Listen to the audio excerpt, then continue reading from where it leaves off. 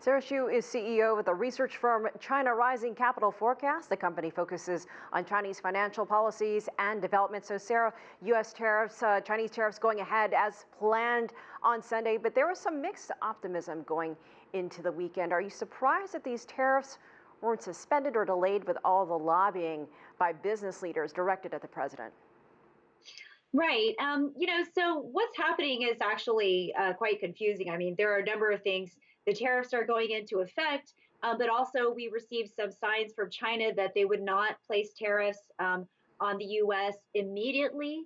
So it wasn't entirely clear whether that meant that China would not place new tariffs on imports of U.S. goods or whether they would not do it in the short run. And so there were some mixed signals happening. And President Trump has also been very heavy-handed in terms of tweeting. He stated that existing 25% tariffs on imports from China would rise to 30% on October 1st.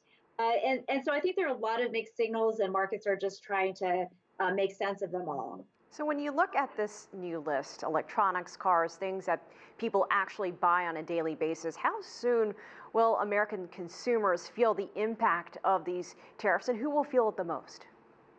I think that families who really rely on these consumer goods that are a little bit less expensive, that will have the cost transmitted directly into the products, will feel the tariffs pretty immediately. There could be some sort of leeway. Some firms have been importing goods and trying to stockpile goods to some extent. But I think that it will come into play in the next month or two. And it's going to hit consumers somewhat hard. And it could come as a shock to people who felt that they had been promised by President Trump that they would not feel the effects of this trade war.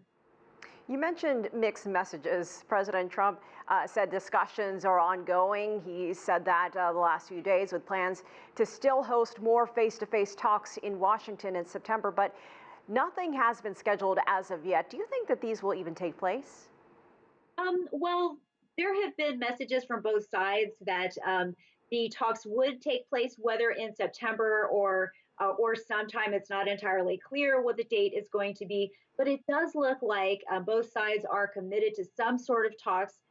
It's entirely unclear, however, whether there will be any benefits of those talks, especially given all of the upping the ante that's been going on in terms of the trade war in recent weeks.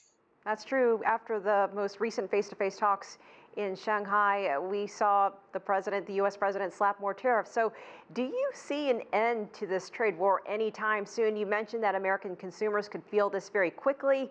Should they start going out and buying ahead for the holiday? How much longer can these tariffs go on? Well, I think that they seem to be going on into the short to the medium run. It's not clear what's going to happen, particularly given the increased excitement about the 2020 election. So we'll see if that could potentially play a role in it going into next year. But it looks like, at least for the rest of this year, the trade war is set to continue. All right, Sara Hsu in Knoxville, Tennessee, thank you so much.